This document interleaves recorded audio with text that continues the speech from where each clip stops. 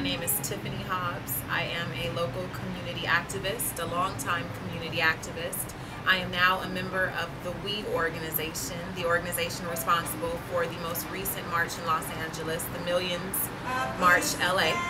It's a new organization. I am also new in it. I always had this nagging feeling that I had to get back into social activism and community awareness, and so I have. I've done that for the last decade or so, working in different groups in Leimert Park, different parts of South Los Angeles, affiliating myself with people who are moving and shaking things in the political and socioeconomic sphere within Los Angeles.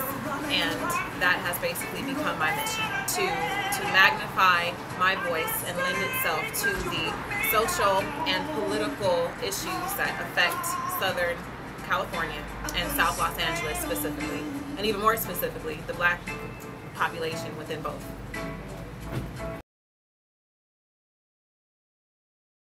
After we came together, we being the organization, we decided that we wanted to do something along the same vein of New York and DC within the last month, as they memorialized the situation with Eric Garner, Tamir Rice, Michael Brown, and the many Black unarmed men who were shot by police by throwing or putting on marches.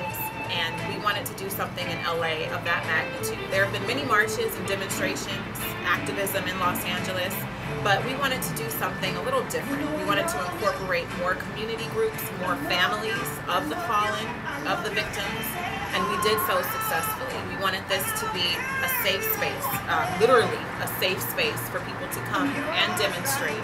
And we wanted to show California and the rest of the country that we could do so in a neighborhood unlike the majority of our own and not have any sort of incidents. And we were completely successful. We had no violence, no other incidents, no drama, and we pulled it off with anywhere between 15 and 20,000 now is the estimate, people attending.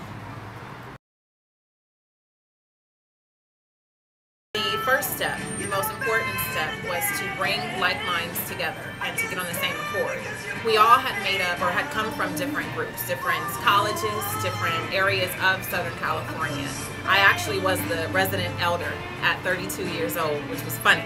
But I am working with a bunch of college students who are very enthusiastic, and this was their first foray into social activism and marching and organization of marches. So we made sure that we were all on the same accord. And then once you do that, of course, you can step forward with your plan. The next most important thing was to obtain a permit. A lot of people criticized us for obtaining a permit because they accused us of affiliating with law enforcement by doing so. But what people have to remember is that permits don't mean that you're affiliating with law enforcement. They mean that you're ensuring the proper safety of your attendees and that you are allowed the space to do what it is that you want to do. And fortunately, local law enforcement made things possible for us to do that in a very short time span. We only had about a week before the march when we actually obtained our permit, so they rushed it, even though we were opposing or criticizing their agency. Martin Luther King himself, a great marcher, and people really revere and respect him, obtained marches for his organizations, and people don't really know that. But what you find out with a little bit of research is, in the Deep South, where he was conducting these marches, in DC, there were often times, if not always times, when he was denied the right to march because of what was going on politically, what was going on racially. Martin Luther King would then consult his lawyers, take those states to court, those cities to court, to file injunctions to allow him to march. And he did so. So not only did he fight for the right to have a permit to march, he used them to further ensure the safety of his attendees, and we wanted to do the same thing.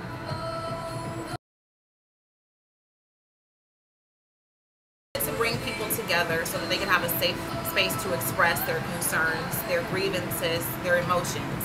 We were able to do that. There were people from all walks of life, all organizations represented, throughout Southern California, including families, again, of the people who had been murdered by police. That was our first objective, is to give people that outlet and to do so in a way that didn't bring them any harm or jeopardize or compromise their safety. We accomplished that perfectly.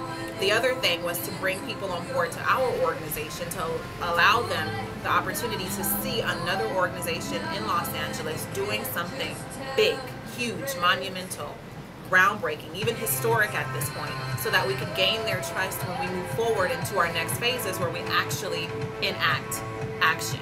We didn't want it to stop at the march, and we don't intend for it to. We have a very detailed and concrete list of demands and plans that are not just the usual kumbaya, we're marching, we're all together holding hands. That's great, and we did do that, but we needed to do that in order, in our game of chess, to make the next move and ultimately win the game. And our games are small and strategic, and we're on the right path to being able to do that.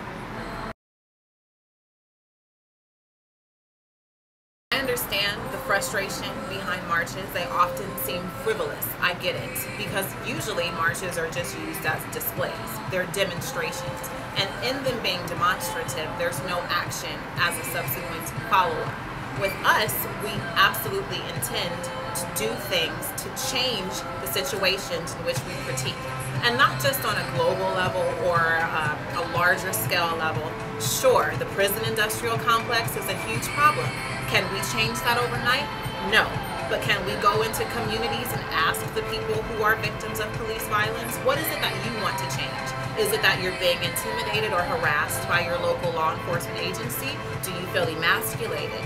Do you feel perhaps like an Ezell Ford's family situation, that the autopsy reports took way too long at 4.5 months after the incident to be publicized and released to you and the family?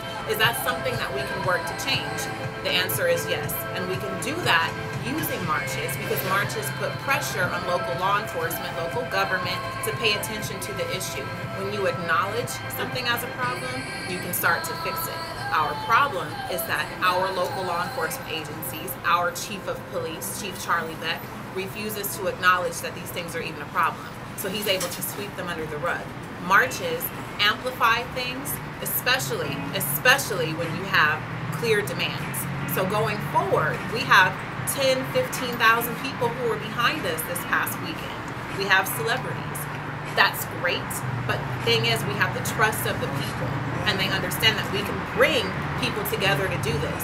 So if we can get people to continue to work with us, to follow us, to march with us, when we have these concrete demands and we march into offices, we march into community meetings with our movers and shakers, our politicians, our chief, then you can actually intimidate them just enough that they'll start to really consider changing things so that you don't come back again.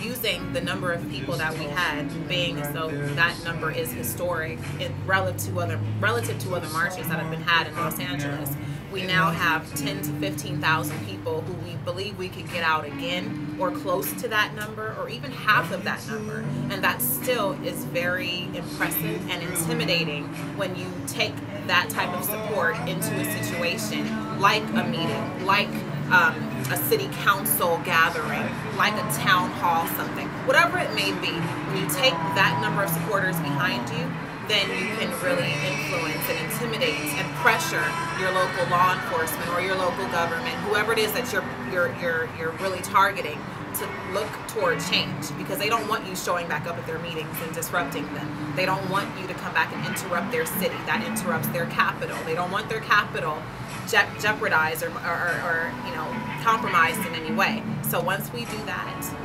when we do that again, who knows what we can accomplish. But the fact of the matter is, marches are completely strategic and useful when done right.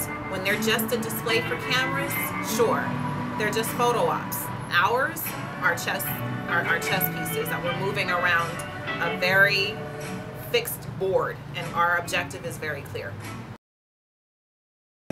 We appreciate everyone, we being the We organization, for coming out to our march on Saturday. It was moving. It moved all of us to the core to look out and see so many faces, all different colors, but mostly black, in the crowd, supporting something that has been continuing for way too long. People are fed up. You can feel the angst in the air. The families need answers. The community needs answers. And we just really don't want this to continue anymore. And I'm sure a lot of people feel that way. But at this point, it's how do we get it to stop? How do we get it to stop? We have questions, but the answers have been hard to come by, and we're really working hard on the answers on the smaller scale so we can chip away at the larger issues. But support crosscolors.com, crosscolorsla.com. They were the sponsor of the Millions March LA. They gave us our t-shirts. You may have seen our t-shirts on different celebrities or people in the crowd. They said, "Are we next?" on the front. That was made possible by crosscolorsla.com. I have the hat on. They've been nothing but less than a blessing to us. So, and their mission is to increase peace in our communities as well. So they're doing this. They're back on board with these things, and we appreciate them.